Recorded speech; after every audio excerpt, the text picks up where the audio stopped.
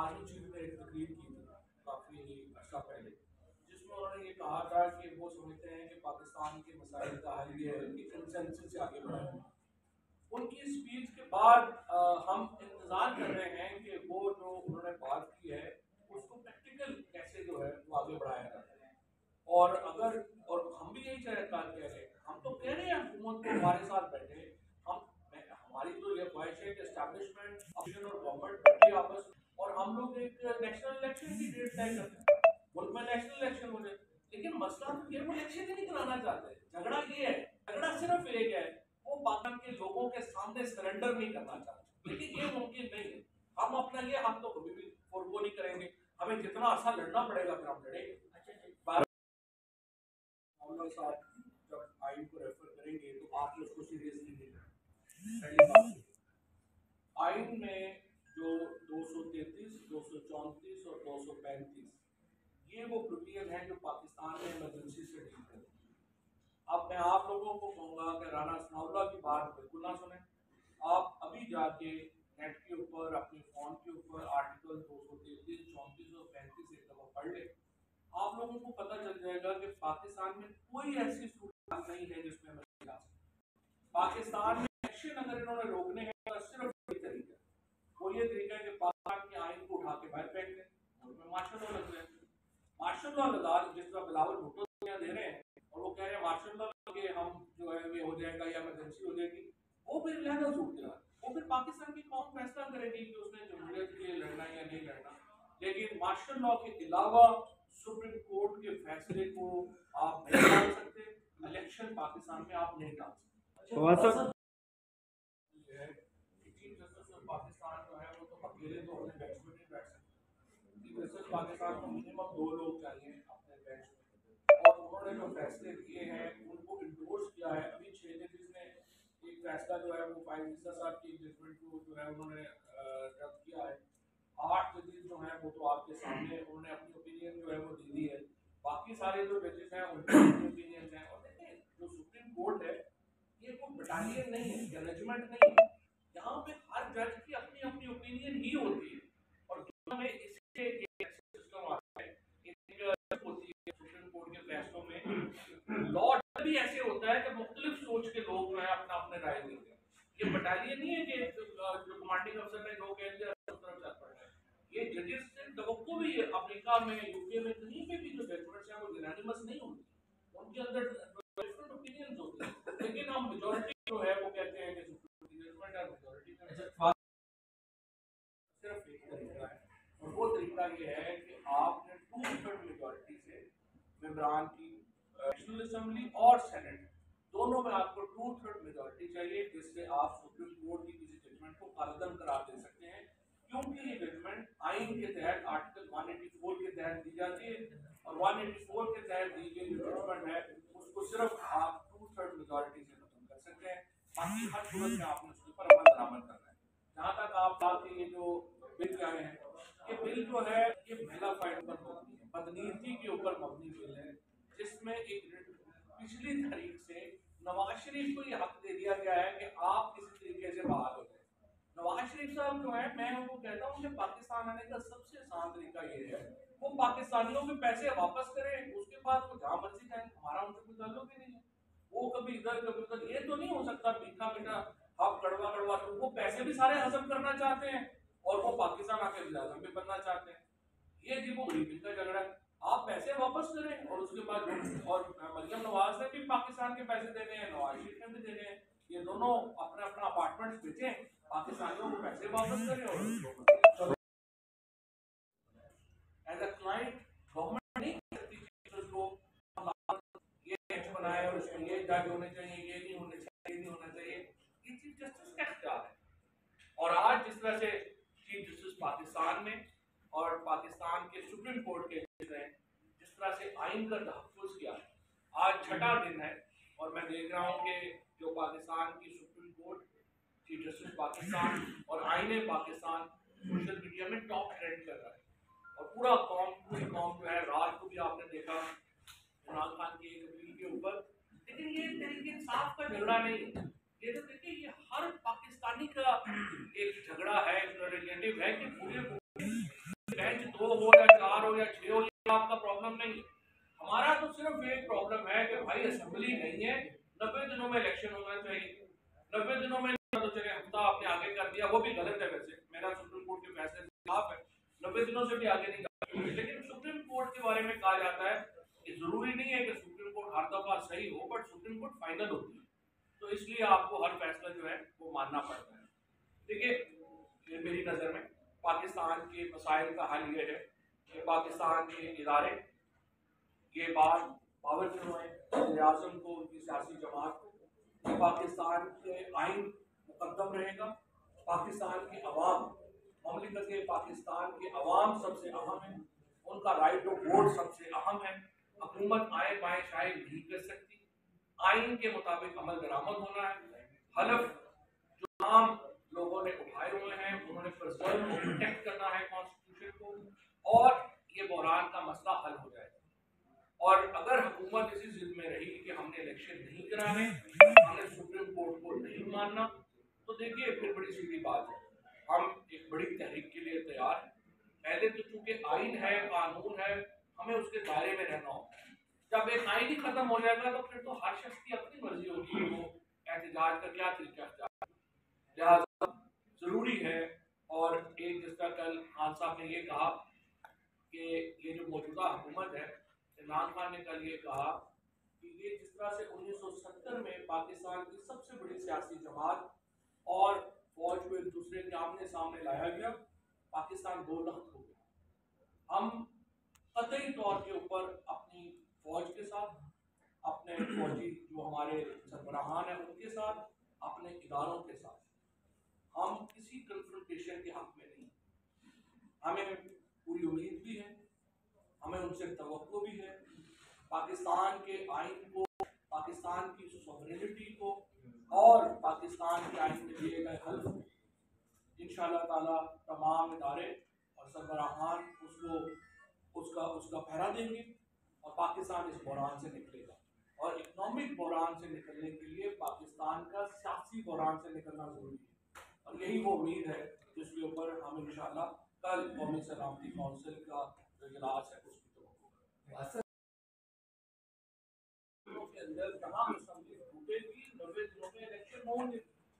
सारा मसला सिर्फ ये हुआ है कि इस वक्त की एक ऐसी हुकूमत हम पे मुसल्लत है जो आइन को रोंद कर, अपने हलफ को रोंद कर, आइन के ऊपर अमल दरामद के बजाय अमल दरामद की राह में रोड़े अटकाना चाहते हैं। ये सारा जो बहरान है ये इस हुकूमत के रवैये की वजह से पैदा हुआ है।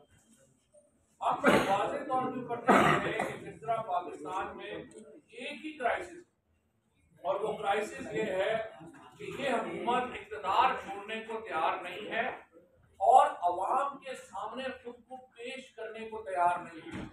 ये जो फाशिज्म पाकिस्तान के ऊपर मुसल्लत है, ये उसकी जो नुमाइंदगी हो रही है इस वक्त, उसकी वजह से पाकिस्तान के तमाम बहरानों की सिर्फ एक वजह है, और वो वजह ये है कि ये हुकूमत पाकिस्तान के आइन पर अमल नहीं कर रही। आज मुआशी सूरत हाल जिसका हमें सामना है कि पाकिस्तान में पहली बार फूड रोल्स हो रहे हैं। 20 से ज्यादा लोग पाकिस्तान में आटा लेने की कतारों में लग के अपनी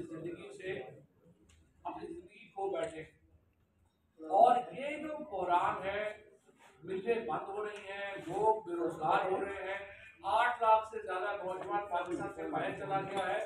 लेकिन तमाम बहरान है ये एक नुक्ते पे आके इकट्ठे होते हैं, और वो नुक्ता है पाकिस्तान के अंदर इलेक्शन ना होना। और इलेक्शन ना होने की वजह से पॉलिटिकल इंस्टेबिलिटी है, पॉलिटिकल इंस्टेबिलिटी होने की वजह से इकोनॉमिक इंस्टेबिलिटी है, और अब एक बहुत बड़ा आईनी बहरान हुकूमत जो है वो पैदा कर रही है। इस आईनी बहरान के कई जाविये। सबसे पहले तो हमारा आइन दो बुनियादी पिलर्स के ऊपर खड़ा है। पहला हमारे आइन का जो सतून है वो ये है कि सॉवरेनिटी बिलोंग्स टू अल्लाह, यानी जो पाकिस्तान के अंदर जो इक़्तिदार आला है वो अल्लाह ताला की ज़ात है, क्योंकि हमने इस्लाम के नाम के ऊपर ये मुल्क हासिल किया। और उसका जो दूसरा पिलर है, उसका जो दूसरा सतून है वो ये है chosen representative of people of Pakistan Pakistan will exercise this authority under the limitations prescribed by Allah Almighty.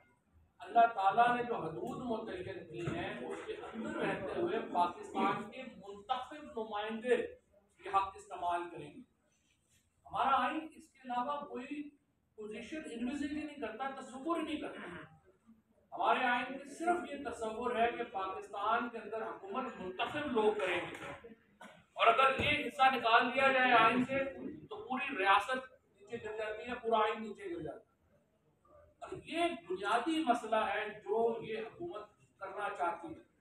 ये इस मुल्क में अवाम से राइट ऑफ वोट छीनना चाहते हैं, वोट का हक ही छीन लेना चाहते हैं। पहले इन्होंने हमारे जो मुआशी हकूक सलब किए, फिर इन्होंने हमारे पोलिटिकल राइट्स सलब किए, और अब एक जो हमारा बुनियादी हक है कि हम अपने हुक्मरान मुंतखब करेंगे, या अब हमसे वो हक भी छीन लेना चाहते हैं। पंजाब असम्बली और खैबर पख्तूनख्वा असम्बली को हर सूरत में 90 दिनों में इलेक्शन होने थे। इस हुकूमत ने इलेक्शन नहीं करवाए। एक निगरान हुकूमत लगाई गई है। निगरान हुकूमत में पंजाब में भी और खैबर पख्तूनख्वा में भी निगरान हुकूमत 90 दिनों के लिए लगती है। इससे ज्यादा हमारा आइन तस्वुर ही नहीं करता निगरान हुकूमत। लिहाजा पंजाब के केस में 22 अप्रैल को और खैबर पख्तूनख्वा के केस में तकरीबन एक हफ्ते के उसके बाद यानी 27-28 अप्रैल को निगरान हुकूमतें शैल सीज टू एग्जिस्ट, खत्म हो जाएंगे। उसके बाद क्या होगा? हमारे आइन में कोई जवाब नहीं, क्योंकि आइन समझता है 90 दिनों में हर हालत में मुंतखब लोगों को आप जो है वो इक़्तिदार दें। लिहाजा ये जो गुजरा बैठे हुए हैं, जो नामजद हुए हैं, और बहुत सोने तो कहा जा रहा है कि वजारतें खरीदी हैं। पंजाब में तो बड़ा सिंपल एलिगेशन है वजीरों के ऊपर कि यहाँ पे तो वजारतें खरीदी गई हैं बाकायदा। ये लोग 22 अप्रैल के बाद कोई चेक साइन नहीं कर सकेंगे। ये लोग कोई एडमिनिस्ट्रेटिव हुक्म जारी नहीं कर सकेंगे, और इसका मतलब ये होगा कि ये हुकूमतें स्टैंड स्टिल हो जाएंगी, और जो कोई करेगा वो अपने रिस्क के ऊपर करेगा। चौधरी एतजाज अहसन साहब जैसे जो जज कानूनदान हैं, और उनके अलावा सुप्रीम कोर्ट के जो फॉर्मर जजेस हैं, उसके ऊपर वाज़ेह वो कहते हैं कि अगर 22 अप्रैल के बाद किसी वजीर ने कोई कागज साइन किया, अपने ऑफिस से उन्होंने कोई अथॉरिटी एक्सरसाइज की, तो वो अपने आप को आर्टिकल 6 को लायबल करेंगे। तो इतना ही बड़ा जुर्म करेंगे जितना मुल्क में मार्शल लॉ लगाना है। मार्शल लॉ लगाना सीधा सीधा आर्टिकल 6, और ये जो लोग हैं वो जो अगर वो जाके ये करेंगे वो भी सीधा सीधा आर्टिकल 6 को हिट करेंगे। तो आज मैंने ये कहा है इलेक्शन कमीशन ऑफ पाकिस्तान को, आप अपनी जिम्मेदारी पूरी करें, सुप्रीम कोर्ट को रेफरेंस अरसाल करें, और नई निगरान हुकूमतों के लिए मुशावरत का आगाज किया जाए। तो ये हुकूमतें अप्रैल एंड के बाद they will cease to exist, और पंजाब हुकूमत 22 अप्रैल के बाद they will cease to exist. तो पहली बात तो ये। दूसरी बात ये है मसला खेज करारदाद मंजूर की। इस हफ्ते में अगर आप मैं जो हमारे इस्लामाबाद जो पार्लियामेंट्री वोटर हैं, पार्लियामेंट को कवर करते हैं, मैं उनसे दरख्वास्त करूंगा कि कम्प्रीहेंसिव चार्ट हमारे सामने लेके आए। इस हफ्ते में जो 10 सेशन या जितने 10 दिनों में जितने इजलास हुए, उनमें कितने अरकान असम्बली ने शिरकत की? कल के इजलास में 4 लोग शामिल हैं। उससे पहले एक दिन इजलास हुआ, उसमें 8 लोग शामिल हैं। आज जो रेजोल्यूशन पास हुई है ये आपके सामने है, वो 42 लोगों ने उसके ऊपर दस्तखत किए। ये जो ऐवान है ये 372 का ऐवान, 372 में से 42 लोगों ने ये रेजोल्यूशन जो है वो पास किया। अब आप मुझे बताइए, ये जो 42 लोग हैं, इससे ये सीक्वेंस है, ये हमें बुनियादी तौर के ऊपर ये जो कर रही है हुकूमत, क्या कर रही है? हुकूमत बताना चाहती है कि हम आप सुप्रीम कोर्ट जो मर्जी कर ले, हम इलेक्शन कराने को तैयार नहीं है। पाकिस्तान की अवाम जो मर्जी कर ले, हम इलेक्शन कराने को तैयार नहीं है, क्योंकि हम जुल्म और जबर के साथ पाकिस्तान में हुकूमत कर सकते हैं, ऐसा हम हुकूमत करते रहेंगे। बुनियादी झगड़ा तो हुकूमत से यही है, हमारा उनको कोई झगड़ा नहीं। अब देखिए इन्होंने क्या किया। सबसे पहले इन्होंने सुप्रीम कोर्ट के फैसले के ऊपर लॉ मिनिस्टर ने और अटॉर्नी जनरल ने एतराज किया। उस एतराज के बाद एक कैबिनेट में लेके आए। कैबिनेट के अंदर इन्होंने एक जो है वो प्रोक्लेमेशन जारी की, एलामिया जारी की। उस एलामिया में उन्होंने कहा कि हम सुप्रीम कोर्ट के हुक्म को मुस्तरद करते हैं। आज से पहले कभी किसी कैबिनेट में इस कदर गैर जिम्मेदाराना, इस कदर जुडिशियस और इस कदर अहमकाना एलामिया जारी नहीं किया, क्योंकि पाकिस्तान का आइन एक सेपरेशन ऑफ पावर्स की यानी तकसीम इख्तियारात के फॉर्मूले के ऊपर कायम है। तकसीम इख्तियारात का फॉर्मूला क्या है? पार्लियामेंट का एक अपना इख्तियार है, एग्जीक्यूटिव का अपना इख्तियार है और अदलिया का अपना इख्तियार है। और तीनों ऑर्गन्स जो हैं वो एक दूसरे को के जो मामलात हैं उनमें दखलंदाजी नहीं करेंगे। हमारे आइन का आर्टिकल 68 भी यही कहता है कि आप फौज के ऊपर और जजेस के कंडक्ट के ऊपर तनकीद नहीं करेंगे। अच्छा, अब जब इन्होंने ये रेजोल्यूशन वहां पे एलामिया जारी किया, एलामिया के बाद मैंने ये प्रेस कॉन्फ्रेंस की और हमने कहा कि ये गुजरा जिन्होंने कहा है कि हम सुप्रीम कोर्ट का जो फैसला है उसको मुस्तरद करते हैं, वो आर्टिकल 204, आर्टिकल 190 और आर्टिकल 2A पाकिस्तान के आइन की तौहीन के मुर्तकिब हुए हैं और इन आर्टिकल्स की खिलाफवर्जी में हुए हैं। तो हमने कहा कि आप हमें नाम दे दें कौन कौन से वजीर थे जो कि इस एलामिया जारी करने में शामिल थे। सारे वजीरों ने इनकार कर दिया, उन्होंने कहा हम तो शामिल ही नहीं थे। जिन वजीरों से हमने उनके ऑफिस से रब्ता किया, उनसे पूछा कि भाईजान आपके नाम से एलामिया जारी हुआ है, आप हमें बताएं आपने ये एलामिया जारी किया। और बिलावल भुट्टो के ऑफिस ने कहा वो तो उन्होंने तो मीटिंग अटेंड नहीं की। इसी तरह से शहरी रहमान है, उन्होंने कहा हमने मीटिंग ही अटेंड नहीं की, हमारा तो ताल्लुक ही नहीं है एलामिया से। तो सारे वजीर भाग गए। फिर आज फरूख हबीब ने सेक्रेटरी कैबिनेट को ये खत लिखा है और उनसे ये पूछा है कि जनाब आप बताइए कि उस वक्त जो इजलास था उसमें कितने वज़रा शामिल हुए थे, ये एजेंडा जो है वो किस नंबर के ऊपर था, और आप हमें आके बताएं कि ये इसको साइन किसने किया। इससे पहले इन्होंने क्या किया? इससे पहले ये नेशनल असेंबली में गए, सुप्रीम कोर्ट में गए और सुप्रीम कोर्ट में जाने से 2 दिन पहले इन्होंने एक एलामिया और जारी किया जिसमें इन्होंने कहा कि हमने सुप्रीम कोर्ट के बेंच के ऊपर अदम एतमाद किया और हम बाइकआउट कर रहे हैं। जब सुप्रीम कोर्ट में पहुंचे और चीफ जस्टिस साहब ने शुरू में ये कहा कि जनाब आप जरा अटॉर्नी जनरल साहब मैं तो खबरें पढ़ रहा हूँ आप बाइकआउट कर रहे हैं, तो आप कैसे अभी आर्गूमेंट करना चाहते हैं? उन्होंने कहा जी हमने तो नहीं बाइकआउट किया। और जो हुकूमत है उसने तरले मिलते करके अपने आर्गूमेंट दोबारा सुप्रीम कोर्ट में की। उसके बाद जब पॉलिटिकल पार्टीज की बारी आई, नून लीग के वकील थे अकरम शेख साहब, पीपल्स पार्टी के फारूक नायक साहब और JUI के कामरान मुर्तजा, तीनों ने कहा कि जनाब हम आर्गूमेंट करना चाहते हैं। तो चीफ जस्टिस साहब ने कहा कि आप जरा एलामिया अपना पढ़ लें जो जारी किया गया मीडिया को। इन सब ने वहां पे कहा कि ये मीडिया की मिस रिपोर्टिंग, हमारा तो कोई ताल्लुक ही नहीं है, ये तो मीडिया कहीं जा रहा है, हमने तो नहीं बाइकआउट किया और हम तो जनाब ये प्रोसीडिंग में हिस्सा लेना चाहते हैं। तो उसके ऊपर कोर्ट ने कहा देखें आप लोगों ने एक बाकायदा एलामिया जारी किया है जो हर जगह छपा है, या तो आप लोग वापस जाएं और अपने क्लाइंट से पूछें कि उन्हें सुप्रीम कोर्ट पे एतमाद है या नहीं, और अगर एतमाद है तो आप उसकी तरफ से आर्गूमेंट कर सकते हैं ना। अगर उसको एतमाद नहीं है तो आप जाती हैसियत में आपका बड़ा हमारा एहतराम है, तो लेकिन अगर आप अपने क्लाइंट को रिप्रेजेंट ही नहीं कर रहे तो फिर हम आपको कैसे सुनेंगे। और आज जो तकरीरें हो रही हैं कि जी हमें तो सुना नहीं गया, फलाने को नहीं सुना गया, बुनियादी तौर के ऊपर मुझे ये लगता है कि एक तो कोई इसमें तो मुझे कोई शक ही नहीं है कि मरियम नवाज ने एक जाल बचाया है, जिस तरह से जरदारी साहब ने पहले एक जाल बचाया था जिसके जरिए उन्होंने यूसुफ रजा गिलानी को डिस्क्वालीफाई कराया था। आज मरियम नवाज जरदारी की बहुत अच्छे शागिर्द होने का सबूत देते हुए अपने चचा को डिस्क्वालीफाई कराने के लिए जाके जा रही है। और इनका ख्याल सिर्फ ये है कि शहबाज शरीफ जो है वो तौहीन अदालत में डिस्क्वालीफाई हो जाएंगे, 5 साल के लिए नाअहल भी हो जाएंगे, पार्टी भी वापस मरियम को मिल जाएगी और चीजें भी ठीक हो जाएंगी। ये उनका अपना मसला है। अगर शहबाज शरीफ साहब जो है उनको अगर समझ अकल है तो वो समझ जाएंगे, समझ अकल नहीं है तो नहीं समझेंगे। ये दोबारा उनकी अपनी मसला है। हमारा मसला ये है कि पाकिस्तान के आइन के ऊपर अमल होना लाजमी। मुझे बड़ी खुशी है कि कल नेशनल सिक्योरिटी काउंसिल की मीटिंग बुलाई गई।